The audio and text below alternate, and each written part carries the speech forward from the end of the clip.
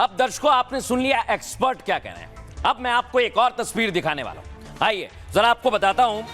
यह है वो तस्वीर 2017 में जो डोकलाम में हुआ था, आप देख लीजिए। लेकिन आपको बता दूं दर्शकों, में हिंद के वीर डटे हुए हैं। जो लोग सवाल उठाते हैं वो इस तस्वीर को देख लें। हर तरह का तापमान झेलकर आपकी सुरक्षा में तैनात हैं भारतीय सेना।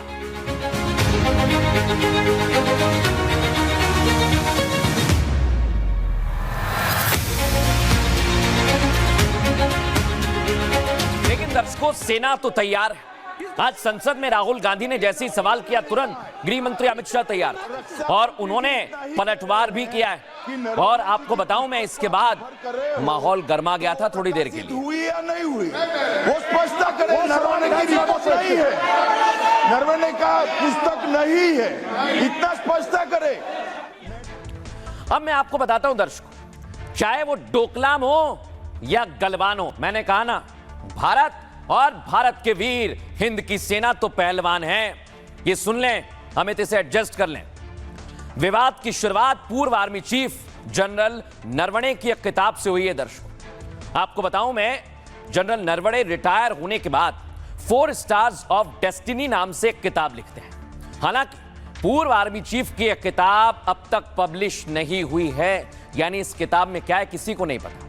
लेकिन इस किताब में चीन के साथ कई अहम टकरावों का जिक्र किया गया है। किताब में लिखा है दर्शकों, लद्दाख में एलएसी के पास चीनी मूवमेंट हुई थी। 31 अगस्त 2020 को रेचिनला में चीनी सेना के 4 टैंक काफी करीब आ गए थे। उत्तरी कमान के प्रमुख लेफ्टिनेंट जनरल योगेश जोशी इसकी खबर आर्मी चीफ को देते हैं, जिसमें कहा गया कि 4 चीनी टैंक पैदल सैनिक के साथ पूर्वी लद्दाख की ओर चढ़ रहे हैं। सेना प्रमुख ने तत्काल इसकी खबर रक्षा मंत्री राजनाथ सिंह को दी। फिर दिल्ली को सेना प्रमुख को फ्री हैंड देते हुए एक्शन की पूरी छूट का आदेश मिल गया।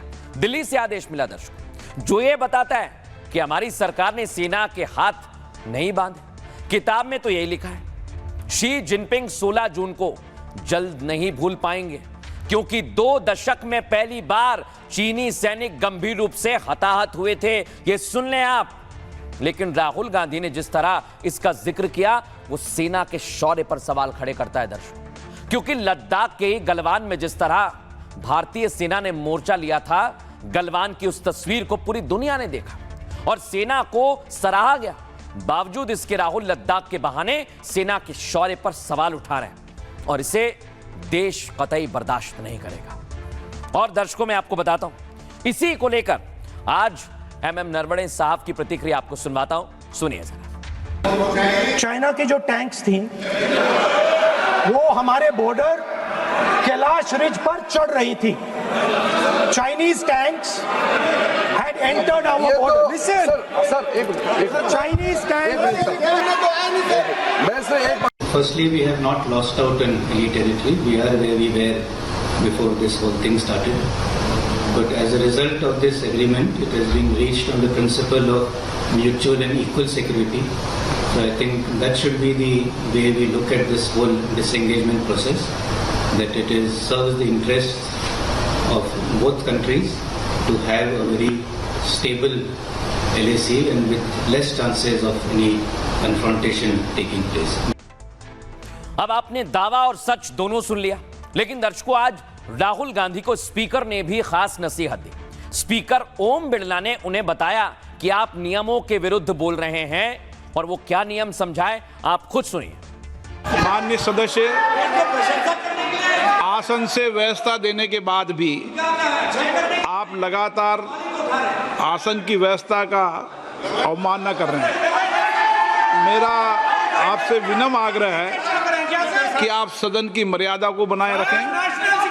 आप महामहिम राष्ट्रपति के अभिभाषण पे बोले, नीतियों पे बोले, पॉलिसी पे बोले, आलोचना करें, लेकिन राष्ट्रीय हित के विषय पर अगर हम सेना की या सेना के कृत्यों की आलोचना करेंगे तो ये उचित नहीं होगा।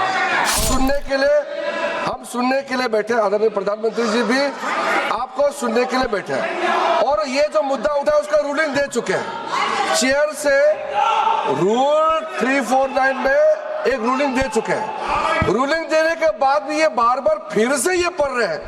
ऐसा सदन कैसे चलेगा सर? आप नियम ही पालन नहीं करेंगे, चर्चा बहस कैसे हो सकते हैं? इसमें रूलिंग दे चुके हैं चेयर ने कि आप मैगजीन का, न्यूज़पेपर का यहाँ बिना मतलब से कोट नहीं कर सकते, नहीं पढ़ सकते हैं। बिना मतलब विरोधी अपोजिशन खुद बोलना नहीं चाहते हैं और ऐसा यहाँ व्यवस्था खड़ा कर रहा है जिससे खुद भी नहीं बोलना चाहता है, बाकी को बोलने नहीं देना चाहते हैं। नियम से बहस होना चाहिए ना। दर्शकों, इस मुद्दे पर जबरदस्त हंगामा मचा हुआ है। कंगना रनौत भी सामने आई, प्रियंका गांधी भी आई। वो क्या कह रही हैं, सुनिए। जो रूल है, पब्लिश सोर्स, एक पब्लिश सोर्स होना चाहिए, चाहे वो मैगजीन हो चाहे वो किताब हो। ये मैगजीन में पब्लिश्ड है, एक्सेप्ट है किताब का, तो इसमें तो कोई अनऑथेंटिकेटेड सोर्स नहीं है, वो ऑथेंटिकेट कर लेंगे राहुल जी, तो उसमें प्रॉब्लम क्या है? डर किस बात का है? डर किस बात का है? बेसिकली अंदर जो है सारे नियमों का उल्लंघन किया जा रहा है, उत्पात मचाया जा रहा है। जिस बुक को एक तरह से पब्लिश ही नहीं किया गया क्योंकि उसमें डेफिनेटली ऑथेंटिसिटी इज क्वेश्चनेबल। और जैसे रक्षा मंत्री जी ने कहा कि अगर वो ऑथेंटिक है तो फिर कोर्ट से उन लोगों ने, क्योंकि हम भी सेंसस सर्टिफिकेट लेने के लिए हर तरह के प्रमाण देते हैं और जिसको नहीं मिलता है कहीं ना कहीं वो प्रमाणित नहीं होते, तो जो चीज प्रमाणित नहीं है उसको आप कोर्ट कर रहे हैं। कितना बड़ा ये एक जुर्म है, ये एक संगीन अपराध है। He has no respect for the parliament, for parliamentarian. अब दर्शकों, मैं आपको बताता हूं, राहुल गांधी जो किताब छपी नहीं है ही नहीं, उसका दावा करते हैं कि उसमें ये लिखा हुआ है और वो दावा कर रहे हैं कोई मैगजीन के हवाले से। दर्शकों, लेकिन जो जनरल नरवणे सच्चाई बताते हैं वो ये बताते हैं कि पीएम की तरफ से सेना को खुली छूट दी गई थी, लेकिन राहुल गांधी उसका जिक्र नहीं करते। वो सिर्फ एक ही बात कहते हैं, 4 टैंक आए थे, 4 टैंक आए थे, यानी वो एक बात पर अड़े रहते हैं। अब दर्शकों, मैं आपको एक और तस्वीर दिखाता हूं। ये वो तस्वीर है, राहुल गांधी को देख लेनी चाहिए आज, जहां देश को सच बताया है और जो दावा है सच है, वो जरा आपको सुनवाता हूं, सुनवाइए जरा। And the army chief writes, and I quote from an article that is quoting his book. The tanks were within a few hundred meters of Indian positions on the Kailash range. No, sir, no, sir, no, sir. No, we only started. No, no, he is not yielding. He is not yielding. Sir, sir, this is not. He is not yielding. The Lord is not yielding. He is on the foot. Defense minister cannot.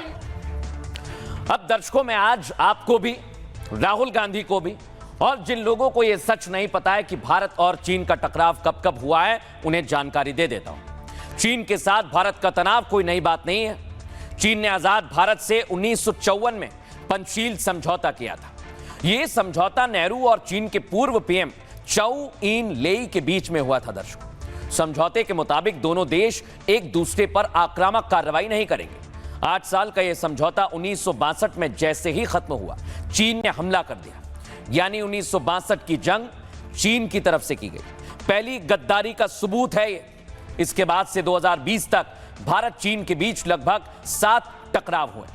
1967 में आपको जानकारी दे दूं, नाथुला में भारत चीन सैनिकों के बीच भिड़ंत हुई थी। तोपों, मशीनरी से लगातार कई दिन तक गोलीबारी दोनों ओर से जारी रही। हालांकि तब भी भारतीय सेना ने ऊंचाइयों पर पकड़ बनाकर जीत हासिल की। 1975 में तुलुंगला में गश्ती दल पर घात लगाकर चीन ने हमला कर दिया और अरुणाचल के जंगलों में तब 4 भारतीय जवान शहीद हुए। 2017 में डोकलाम में सड़क निर्माण को भारत वर्सेस चीन का टकराव हुआ था। आपको जानकारी दे दें, भूटान त्रिजंक्शन क्षेत्र में कई सप्ताह लंबा सैन्य गतिरोध चला। हालांकि डोकलाम में भी भारत को चीनी सेना को पीछे खदेड़ने में कामयाबी मिली और 2020 गलवान घाटी में हिंसक झड़प की तस्वीरें पूरे देश ने देखी थी। लेकिन गलवान में पहली बार चीन को भारत ने सबसे बड़ी चोट दी। 2021 में नाथुला सेक्टर में फिर धक्का मुक्की हुई और झड़प हुई। आपको बताएं, चीन के साथ आखिरी विवाद 2022 में हुआ था। तवांग क्षेत्र में, तवांग में सैनिकों के बीच ये झड़प यांगत्से इलाके के पास हुई थी और उसको लेकर बड़ा एक्शन भी लिया गया था। लेकिन अब एक्सपर्ट से समझिए ये पूरा खेल क्यों रचाया जा रहा है, सुनिए जरा। भूटान और चाइना के बॉर्डर पर जो डोकलाम प्लेटू है, वहां से हिंदुस्तान के सिलीगुड़ी कॉरिडोर के ऊपर बहुत डोमिनेंस के साथ नजर रखी जा सकती है। लिहाजा वहां पे किसी तरह का रोड कंस्ट्रक्शन इंडिया के लिए भी एक किस्म से चुनौती थी। 73 दिन तक 2017 में बाकायदा एक physical man to man fight चली इस बात के लिए कि उन्होंने चाइना की उस रोड को वहां पर निर्माण नहीं होने दिया और इवेंचुअली ब्रिक्स की समिट से पहले 73 दिन का ये युद्ध उस समय खत्म हो गया। दुख की बात यह है कि जब ये चल रहा था उस समय राहुल गांधी चाइना के एम्बेसडर के साथ डिनर कर रहे थे। एक लीडर ऑफ अपोजिशन को उसको सदन की मर्यादा रखनी चाहिए। सदन कैसे चलेगा? आज जिस तरह से वो आए थे सोच समझ करके आए थे, लगातार सरकार हो स्पीकर हो सभी कह रहे थे, लेकिन वो बार बार एक ही शब्द का उल्लेख करके सदन को व्यवधान पैदा करना और उनके खिलाफ कार्रवाई होनी चाहिए। Character of the prime minister, character of the defence minister, ये शब्द का मतलब भारत में और सदन के भीतर चरित्र का हुआ और देश के भीतर विपक्ष का नेता चरित्र की चर्चा करे जिसका संवाद किसी तरह से राष्ट्रपति के अभिभाषण में नहीं है, तो ये तो बड़ा चिंता का विषय है। एलओपी मुझे लगता है कि जब भाषण करने आते हैं पार्लियामेंट में तो एक बात वो पढ़ के आते हैं, उनको उसके बाहर जाकर दूसरी कुछ बात रखनी वहां पर मुझे लगता है कि उनका कुछ प्रॉब्लम रहेगा।